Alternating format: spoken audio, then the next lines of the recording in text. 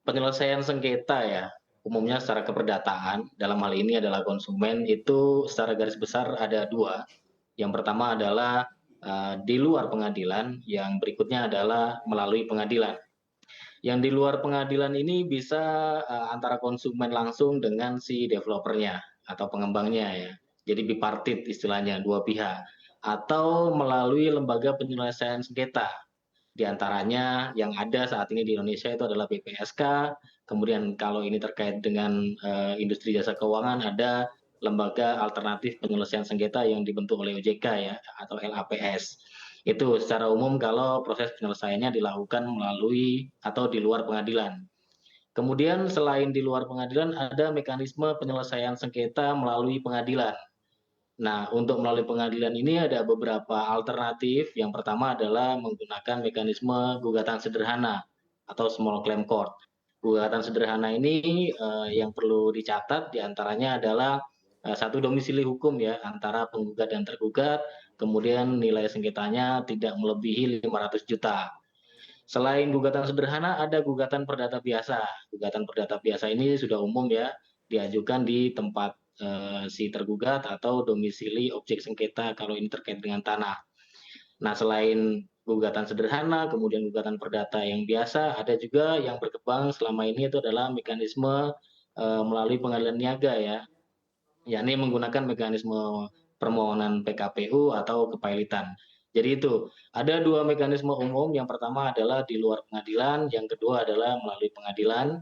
Yang di luar pengadilan tadi bisa langsung menggunakan atau dari konsumen ke developernya, atau melalui lembaga penyelesaian sengketa. Sementara yang di pengadilan tadi ada 3 alternatif, yang pertama adalah gugatan sederhana, kemudian gugatan biasa, yang berikutnya adalah PKPU atau kepailitan. Itu Mas. Oke, baik Pak Ahmad.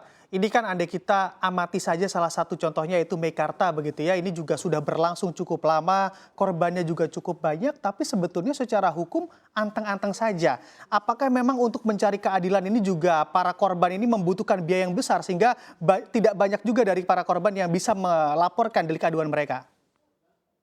Baik, terkait Meikarta ya, kalau kita bilang anteng-anteng aja sebenarnya tidak berarti demikian karena, terkait perkara ini itu kan waktu itu melalui mekanisme di pengadilan niaga ya, yakni melalui, permohonan PKPU dan sudah melalui proses PKPU bahkan homologasi. Maka sebenarnya kalau di titik ini adalah pelaksanaan dari homologasinya. Kalau, dari pemberitaan yang ada di media massa ya.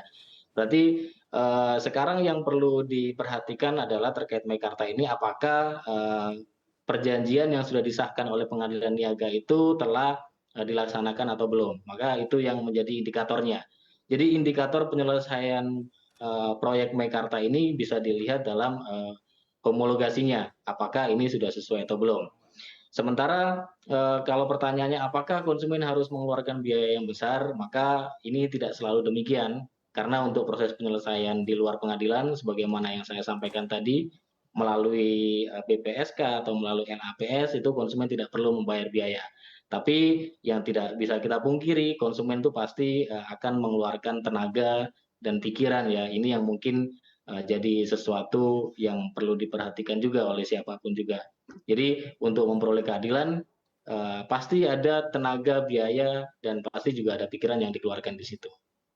Oke, baik. Pak Ahmad, selain gugatan One Prestasi tentunya yang ditujukan pada apartemen-apartemen yang mangkrak ini, apa saja gugatan yang kiranya juga bisa diajukan konsumen kepada pengembang properti yang proyeknya mandek atau mangkrak ataupun memang terbukti nakal dan juga menipu masyarakat? Apakah memang ada potensi pihak pengembang properti pun dimungkinkan terkena gugatan pidana begitu Pak Ahmad? Jadi secara umum ada 2 ya, melalui mekanisme keperdataan, yang kedua adalah mekanisme pemidanaan. Kalau mekanisme keperdataan itu fokusnya adalah pengembalian kerugian, sementara pemidanaan itu pertanggungjawaban pribadi, gitu. Jadi, apakah dimungkinkan pertanggungjawaban menggunakan mekanisme pemidanaan? Ini sangat dimungkinkan ya. Beberapa ketentuan hukum yang dapat dirujuk di antaranya adalah contohnya adalah penipuan, jika memang di situ memenuhi unsur penipuan ya yang diatur di pasal 378 KUHP. Kemudian ada di Undang-Undang Nomor 1 2011 sebagaimana diubah dengan Undang-Undang Cipta Kerja ya tentang perumahan dan kawasan permukiman juga di situ ada ketentuan pidananya. Di antaranya adalah di pasal 145 junto pasal 162. Kemudian ada juga di Undang-Undang Perlindungan Konsumen. Jadi beberapa ketentuan pemidanaan terkait perkara yang berkaitan dengan properti atau perumahan itu sangat dimungkinkan apabila mekanismenya diselesaikan dengan menggunakan mekanisme pemidanaan. Seperti itu, Mas. Oke, baik. Pak Ahmad, sebelum menempuh jalur hukum, kira-kira untuk para korban ini aspek apa saja yang perlu dipersiapkan konsumen yang menjadi korban properti mandek ataupun mangkrak? Sehingga jangan jadi senjata makan tuan begitu Pak Ahmad. Kadang juga melaporkan justru berbalik ke kita dilaporkan. Baik, yang perlu menjadi pengetahuan ya dari masyarakat dan kita semua ya, dari proses langkah hukum, semua hal yang paling penting itu adalah proses pembuktian. Jadi itu dulu. Jadi ketika kita mau melakukan langkah hukum, hal yang paling penting untuk pertama kali dicatat itu adalah bagaimana nanti ketika kita membuktikan pelanggaran hukum yang dilakukan oleh orang yang akan kita tuntut. Jadi kalau di keperdataan yang paling penting itu adalah bukti suratnya, perjanjiannya, brosurnya, ini paling penting. Selain surat kemudian ada saksinya atau tidak, ini juga penting. Karena ketika nanti kita melakukan langkah hukum, satu hal yang akan menjadi concern dari pihak ketiga yang akan menyelesaikan sengketa ini itu adalah itu tadi, ada tidak bukti-buktinya. Makanya ketika kita mau memulai atau mempersiapkan langkah hukum, hal yang paling penting itu bukti. Bukti itu di beberapa literatur yang pertama dan di beberapa undang-undang kita yang paling utama kalau keberatan itu suratnya. Surat ini bisa perjanjian, brosur dan yang lain-lain ya, bukti bayar, kemudian saksi, kemudian hal-hal lain yang berkaitan dengan sengketa yang terjadi.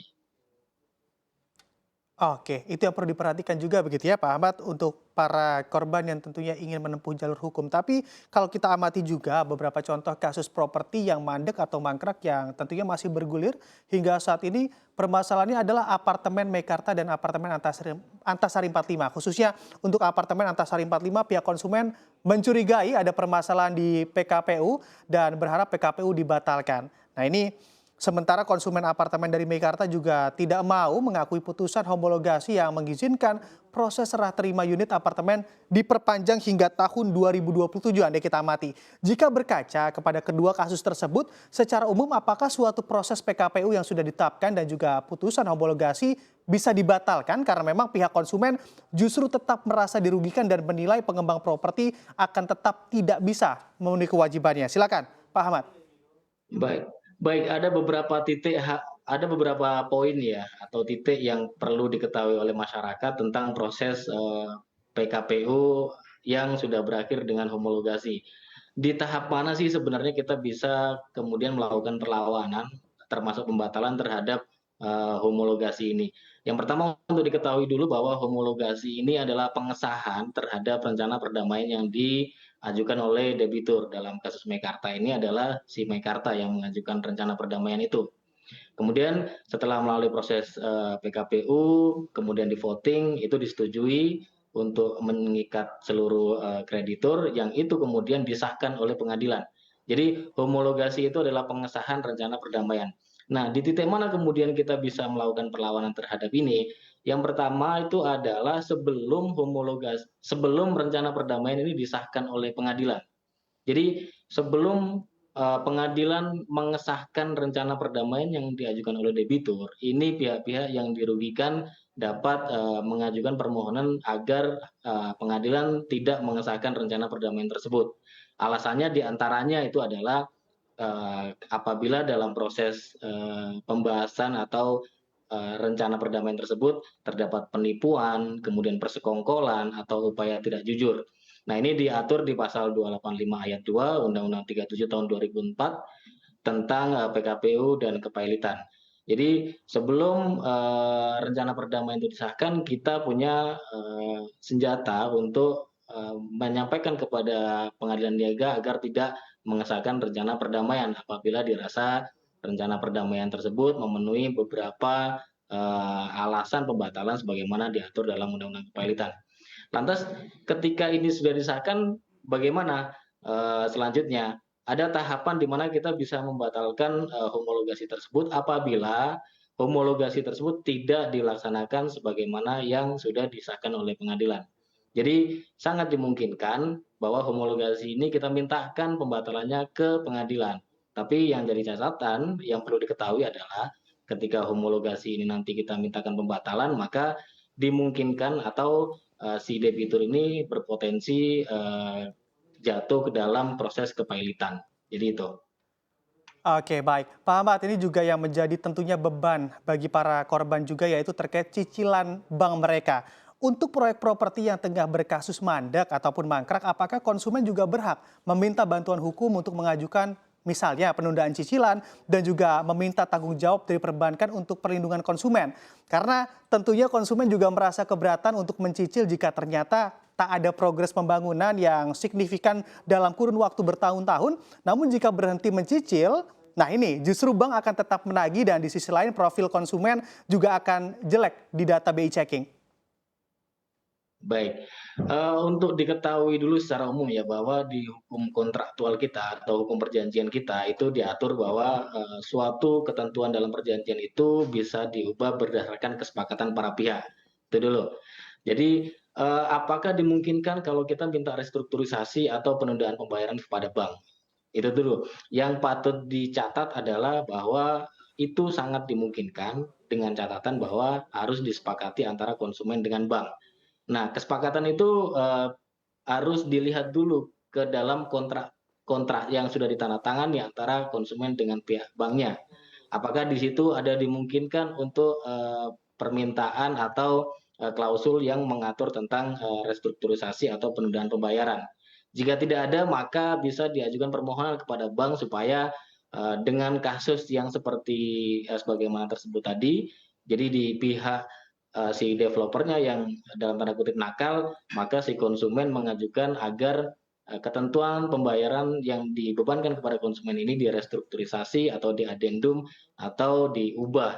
Jadi, kalau pertanyaannya mungkin atau nggak mungkin, maka, jawabannya adalah mungkin. Tapi catatannya adalah hal tersebut harus disepakati dengan pihak bank.